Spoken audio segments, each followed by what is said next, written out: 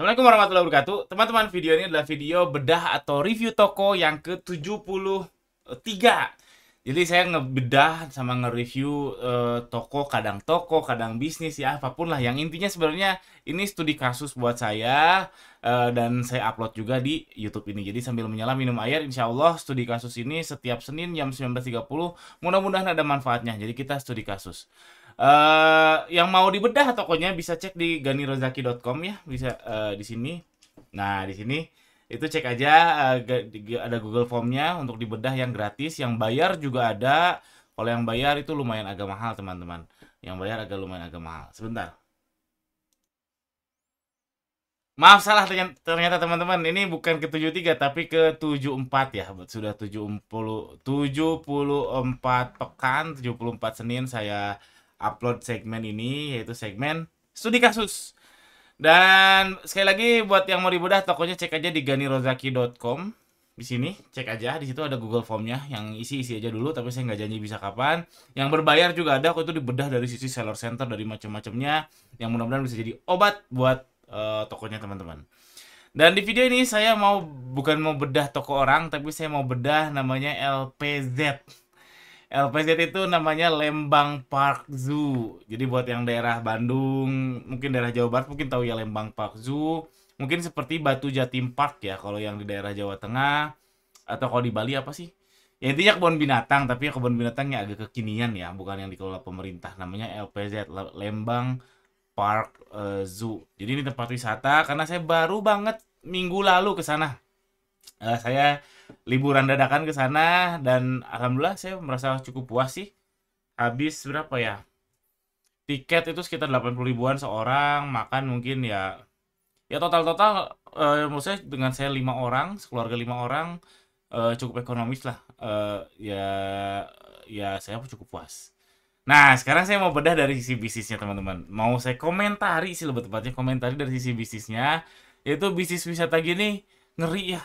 Bagi saya tuh, saya mikir nih, kayaknya ngeri banget ya. eh Belum lagi masalah orangnya ini labor ekstensif. Artinya apa? Orangnya butuh banyak. Nggak bisa orangnya dikit, karena harus ada simpen perimeter sana, sini, sini. Jadi orangnya butuh banyak. Tapi yang paling saya bikin ngeri itu soal depresiasi. Nah, karena apa? Karena saya pribadi, bisnis saya sendiri, ya mungkin setahun setengah ke belakang lagi struggling betul soal depresiasi ini. Saya kagak ngerti si depresiasi ini sepenting apa. Tahu artinya, tapi kagak ngerti sepenting apa. Baru kerasa dari 1,5 tahun lalu sampai sekarang, kami mau peremajaan device itu susah karena nggak ada duitnya. Kalau dari awal kami ngerti, mungkin nabung atau kami masukkan ke pricing. Jadinya mungkin ada budget untuk peremajaan tiap tiap dibutuhkan. Nah, tiap diperkirakan sekitar 5 tahun atau ya 4 tahun sekali, kayaknya 5 sampai 6 tahun sekali ya kalau komputer, laptop dan sebagainya. HP lebih cepat dan seterusnya dan seterusnya. Jadi bisnis wisata ini si Lembang Park Zoo ini yang dia adalah kebun binatang kekinian ya. Dia satu area gitu, ada binatang-binatangnya, terus ada makanan-makanan, stand-stand dan lain sebagainya. Ya ini seperti kebun binatang pada umumnya sebetulnya. Nah, yang bikin saya ngeri adalah depresiasinya. Kenapa? Nih, kalau bisnis wisata, saya mikir kayak gini. Bisnis wisata, kalau saya sebagai owner ya, saya sebagai owner bisnis wisatanya, terus ada sedikit kumuh. Kumuh itu apa? Contohnya misalkan catnya terkelupas di toilet gitu, atau misalkan toiletnya patah gitu, atau toiletnya nggak bisa semprot untuk ini, misalkan itu ya kumuh dalam tanda kutip. Itu terus saya tunda karena uangnya nggak ada misalkan.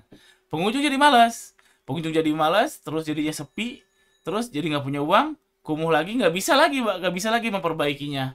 Ngerti gak ya? Jadi ditunda, terus pengunjung jadi malas dan seterusnya. Karena saya pribadi kalau ke tempat wisata yang misalkan jelek gitu, bukan jelek ya, kumuh sih, kalau kalau terkelupas dikit nggak masalah lah. Tapi kalau misalkan WC-nya bau, terus misalkan nggak terawat gitu, ada kolam nggak terawat, malah jadi banyak sampah dan itu nggak terawat gitu, jadi males. Karena ya gitu, kumuh, nggak suka aja. Karena wisata lebih ke visual, pengen yang bagus, pengen yang prima, orang-orang datang.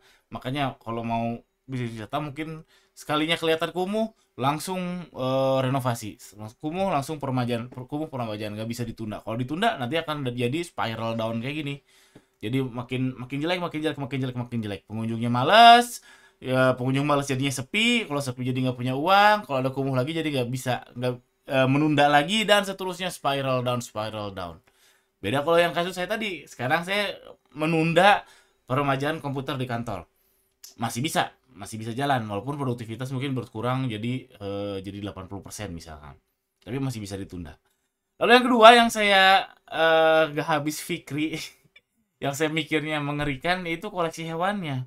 Kalau PC kan ya, kalau PC komputer ya katakanlah 5 tahun. Kita masih bisa ada yang diselamatkan lah, entah monitornya, mouse-nya, terus mungkin cuma ganti motherboardnya nggak ganti, ganti chipnya aja dan sebagainya, tambah SSD, tambah RAM dan sebagainya, wah bisa di-upgrade. Tapi kalau koleksi hewannya ini kebun binatang, kalau mati gimana? Misalnya ada gajah, gajah harapan hidupnya berapa ya kemarin saya baca? 19 tahun kalau nggak salah. Jangan gajah deh. Mungkin apa ya? Ya apa deh misalkan buaya lah, buaya misalkan ya. Buaya ada koleksi buaya mungkin harapan hidupnya 5 tahun. Setelah 5 tahun mati misalkan buayanya. Kan harus ngambil buaya lagi, nggak bisa yang mati itu dikasih ganti-ganti ininya nggak bisa. Jadinya jadinya harus beli lagi dari nol. Berarti ini menggambarkan betul depresiasi yang real. Jadi misalkan beli buaya ngedatengin dari Kalimantan misalkan harganya misalkan 20 juta. Jadi dia turun tuh sampai ke sampai umur 5 tahun adalah nol, praktis nol dan harus beli lagi. Nah, ini bukan peremajaan lagi tapi memang beli ulang. Jadinya itulah depresiasi. Jadi ini harga buaya 20 juta tiap tahun turun turun turun turun turun turun. Terus nol ketika mati, terus harus beli lagi, turun turun turun turun turun. Wah, ngeri ini harganya. Belum lagi binatang-binatang yang nggak umum di Indonesia. Contohnya kemarin di Limbang Paksu ini ada coming soon jerapah. Saya lihat jerapah.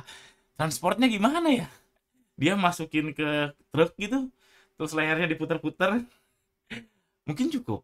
Atau mungkin dianya harus berdiri di truk, nanti kena jaringan listrik. Wah, gimana ya transportnya ya? Datanginnya dari mana? Apakah dari Afrika? Naik apa? Wah, pasti datanginnya aja udah mahal. Mungkin 1 miliar sendiri. Ngeri lah, ngeri. Yang jelas saya belum terbayang untuk solusi untuk masalah ini ya. Mungkin karena ilmu saya masih cetek ya. Karena saya yakin yang punya tempat Lembang Paksu bukan pebisnis kacang-kacangan ya, bukan pebisnis kaleng-kaleng ya, karena itu biayanya pasti gede banget tuh, area segitu luas.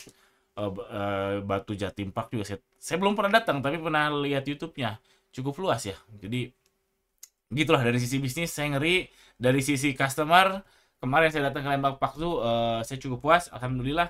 Silakan datang ke Lembang Paksu, silakan. Waktu itu harganya 80.000 kok tiketnya. Kalau nggak naikin ini itu ya sama makan ya mungkin ya cuma 150 lah seorang cukup, nggak naik ini itu ya. Dan memang yang ini itunya juga yang nggak terlalu penting-penting amat sih. Oke, itu aja. Jangan lupa subscribe. Mudah-mudahan ada manfaatnya studi kasus ini. Yang saya pribadi belum sampai otaknya untuk bisnis wisata kayak gini. Duitnya juga belum sampai, apalagi